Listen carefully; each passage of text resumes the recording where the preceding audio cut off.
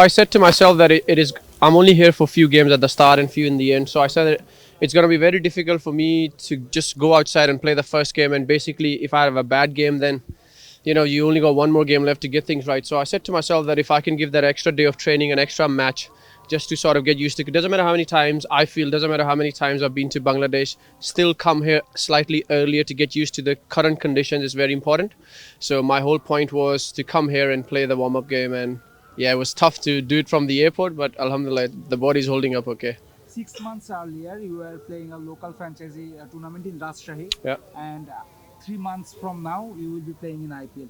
How would you rate this journey, these 9 months of your life? Oh, not just the 9 months of life. I remember when I came to Rajshahi, I wasn't enjoying my cricket much. It was a tough time for me to play cricket at that time. I remember I had a good Afghan tour, but I still wasn't really enjoying. And then with the appointment of Dave Houghton, and I came to Rajshahi, I think Rajshahi sort of gave me that freedom in my mind. I left everything behind, and I just wanted to try and find that enjoyment in cricket again. And alhamdulillah, Rajshahi opportunity came. And after that, I went back to the qualifiers. Alhamdulillah, Zimbabwe qualified, did well, and the rest you know. And as you said, the 3 months from now is IPL. What can I say, man? It's quite exciting. But having said that, I'm looking forward to BPL a few games first. I try not to look too far ahead, and then give my 100% at ILT 20, then give my 100 at PSL, and then inshallah get to IPL.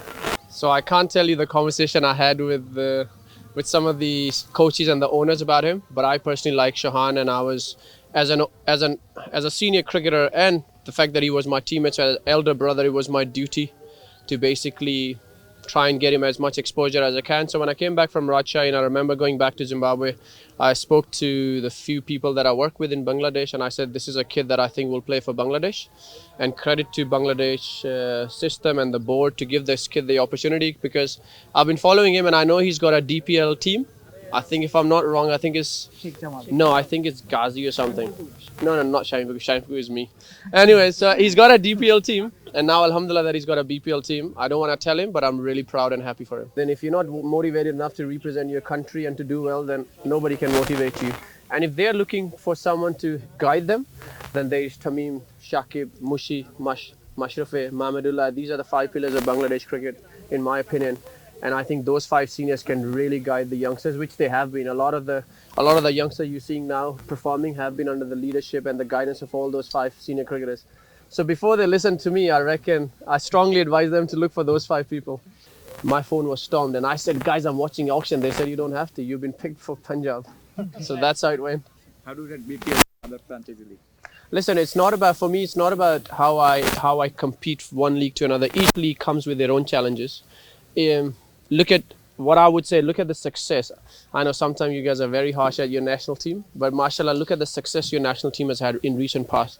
You guys have gone from a lower rank to the mid-table, and inshallah, you guys can also get to the top. BPL and DPL and all those competitions you guys play in the country have added strength to your national team. I rate BPL really high, and I do think it will unearth more stars that would help and that would take this country forward in cricketing.